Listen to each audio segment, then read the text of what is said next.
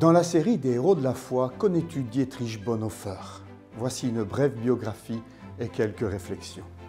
Dietrich Bonhoeffer était un pasteur et un théologien protestant allemand, l'un des fondateurs de l'Église confessante qui osa s'opposer à l'influence nazie qui se développait fortement dans les églises protestantes allemandes. Il meurt comme martyr de la foi et résistant politique au régime hitlérien. Il a été pendu, nu, par les nazis le 9 avril 1945 au camp de Flossenbürg. Revenons en arrière. Dietrich Bonhoeffer est né le 4 février 1906 à Breslau en Pologne, 10 minutes avant sa sœur jumelle Sabine, de Karl et Paula Bonhoeffer, qui ont eu 8 enfants en tout. Son père était psychiatre et neurologue. Il fut quelque peu déçu que son fils choisisse de se lancer dans la théologie plutôt que dans la musique, car il considérait l'Église comme une institution pauvre, faible, ennuyeuse, ridicule, vieillotte. Dans ce cas, dit Dietrich, je devrais la réformer. Sa mère Paula était institutrice. Elle assura donc elle-même l'éducation de ses enfants pendant leurs premières années et prit soin de les élever chrétiennement, tandis que le père se tint à l'écart des questions religieuses. La famille assistait rarement au culte. Bonhoeffer était un étudiant brillant. Ce qui est assez paradoxal chez Dietrich, c'est qu'il dira lui-même qu'il est devenu chrétien tardivement. Finalement, je suis devenu chrétien. Après avoir obtenu des diplômes supérieurs en théologie, après avoir été ordonné pasteur et même après avoir écrit des livres de qualité, il deviendra chrétien. Pour la première fois, dit-il, j'ai découvert la Bible. J'avais beaucoup fréquenté l'Église, mais je n'étais pas encore devenu chrétien. J'avais transformé la doctrine de Jésus-Christ en quelque chose d'avantageux pour moi-même. Je prie que cela ne se reproduise plus jamais. De plus, je n'avais jamais prié ou prié très peu. Malgré toute ma solitude, j'étais assez content de moi. Puis, la Bible, et en particulier le Sermon sur la montagne, m'en a libéré. Depuis, tout a changé. Je l'ai clairement ressenti, tout comme d'autres personnes autour de moi. Après des études brillantes de théologie, il deviendra pasteur. Très vite, il devient un théologien réputé, en dialogue avec les plus reconnus de son époque, tels Karl Barth, Rudolf Bultmann, Martin Niemöller. Son souhait le plus cher était d'exhorter l'Église à prendre la foi au sérieux, comprendre vraiment qui est Jésus. Il disait « On ne peut pas donner au Christ une partie de sa vie seulement. C'est tout ou rien. » La religion, à bien des égards, était l'ennemi du vrai christianisme parce qu'elle présente la fausse idée qu'un peu de bonne morale est suffisante pour être sauvé, disait-il.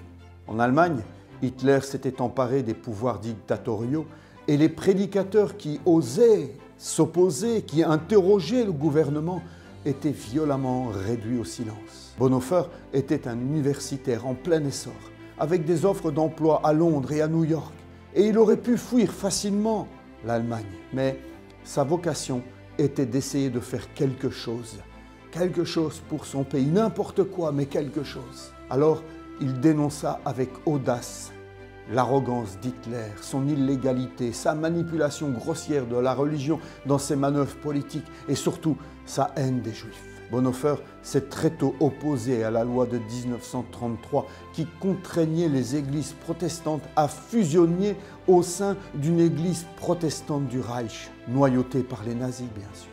Il fait partie des leaders les plus déterminés de ce qu'on a appelé l'Église confessante, une organisation d'églises parallèle, clandestine à celle que le Reich a imposée. Pendant 2 ans, il fonde et dirige un séminaire semi-clandestin de pasteurs et il s'implique dans la résistance au nazisme.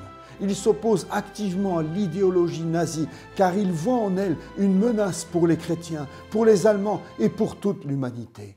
Ses prêches sont généralement pacifistes. Il appelle les croyants à la résistance et alerte ses fidèles sur l'ampleur des menaces que le nazisme représente. Il fut l'un des quelques théologiens de son époque à s'opposer à la marginalisation puis à la persécution des Juifs. Bonhoeffer a popularisé l'idée du christianisme sans religion.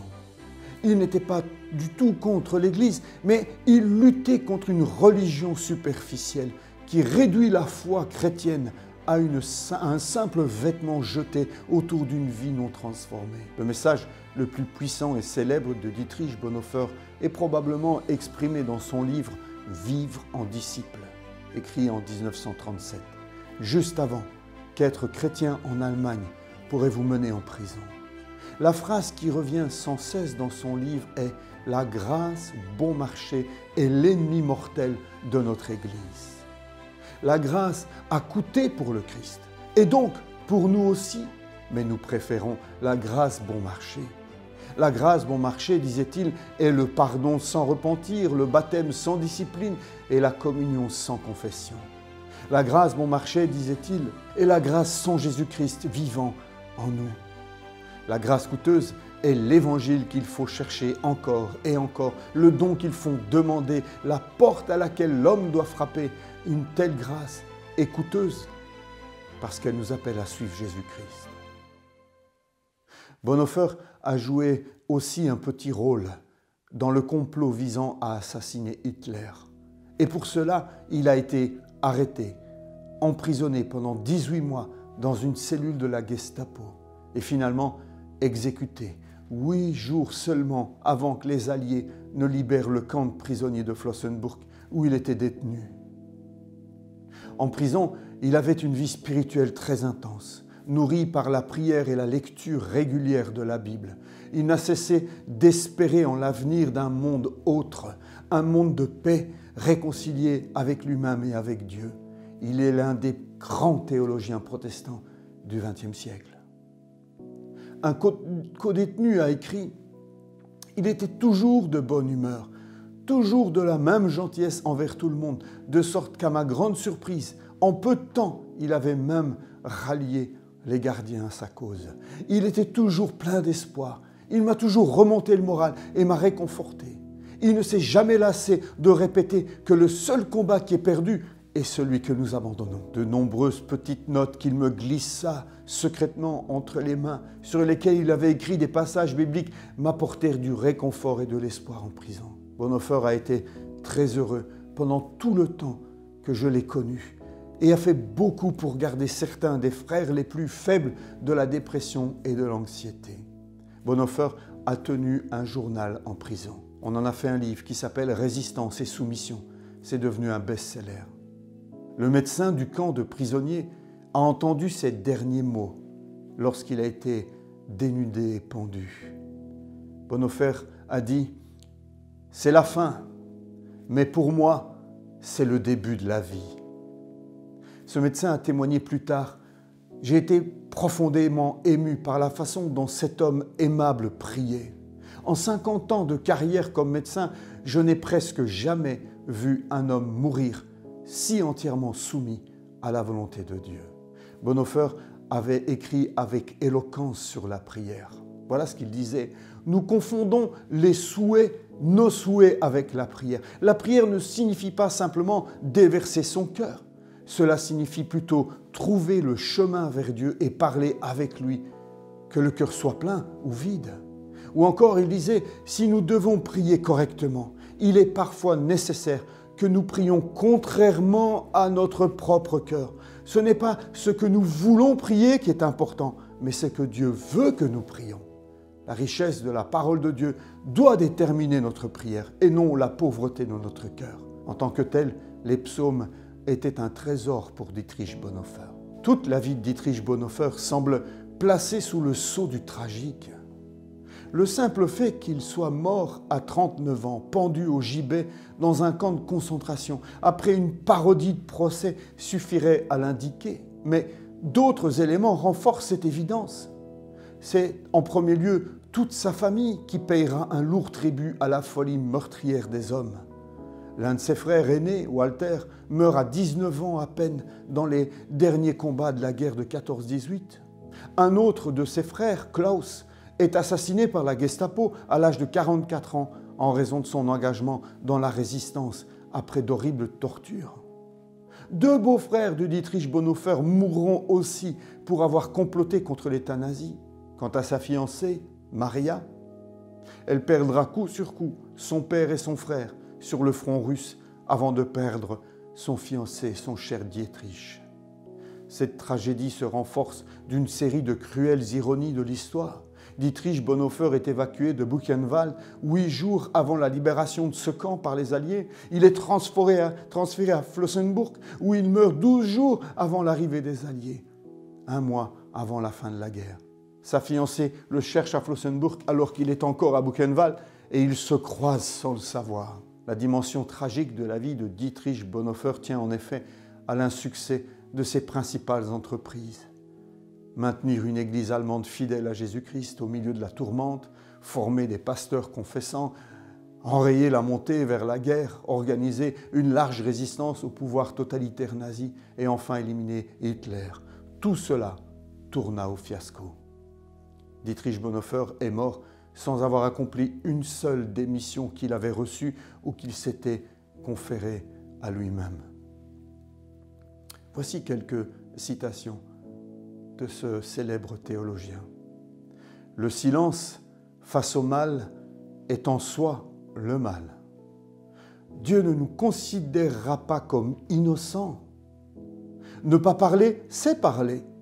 Et ne pas agir, c'est agir. Il parlait de la situation de la montée du nazisme, de l'antisémitisme, etc. Une autre citation. Si vous prenez le mauvais train, il est inutile d'arpenter les couloirs dans la bonne direction. Une autre où il disait « La grâce coûte cher, d'abord parce qu'elle a coûté à Dieu la vie de son Fils. Ce qui coûte cher à Dieu ne peut être bon marché pour nous. Quiconque craint encore les hommes ne craint pas Dieu. Quiconque craint Dieu ne craint plus les hommes. » Pour les prédicateurs de l'Évangile, il vaut la peine de se souvenir quotidiennement de cette phrase. J'aimerais vous laisser quelques réflexions. J'ai lu sa biographie. Je vous la conseille. Et je l'ai lu pendant des vacances en Suisse il y a quelques années. Et la vie de cet homme m'a profondément impacté par sa profondeur, par son érudition, son intelligence et surtout son courage. On parle très peu de ces hommes qui, au prix de leur vie et en raison de leur foi, se sont opposés à Hitler et au nazisme. Serions-nous capables de faire les bons choix si lentement nos nations empruntaient un chemin contraire à la volonté de Dieu? Tout semblait mal tourner autour de lui. Des décès, des trahisons, des projets qui échouent et finalement la prison. Pourtant, il a dû se sentir abandonné de Dieu. Et pourtant, jusqu'à la fin, il a mis sa foi en lui. Il s'est approché de la potence avec les yeux plongés dans l'autre vie, la vraie vie. Voici ces derniers mots. C'est la fin, mais pour moi, c'est le début de la vie. Avons-nous cette foi, ferme et profonde, prête à affronter la potence? Aujourd'hui, nous dirions de lui qu'il est mort dans la force de l'âge, 39 ans. Dietrich est un héros de la foi parce qu'il n'a pas remis à plus tard son engagement pour Jésus. Il s'y est appliqué dès son plus jeune âge. Toi aussi, tu es appelé à être un héros de la foi. Ce n'est pas réservé à quelques-uns choisis par Dieu. Tous, nous sommes choisis par lui pour devenir des héros de la foi. Alors, qu'attends-tu encore pour le devenir? Dans la description de la vidéo ci-dessous, prenez le temps de découvrir l'équipe qui permet la publication de ces capsules. Un merci tout spécial à notre Manu qui y met tout son cœur. Je joins également quelques liens vers ses livres disponibles en français et un lien YouTube où vous pouvez regarder un court-métrage qui décrit son séjour en prison. Si vous avez aimé, je vous invite à partager le plus possible pour faire connaître au monde ces héros de la foi et surtout ce héros qui les a motivés, Jésus. Gloire à Dieu pour ce héros de la foi.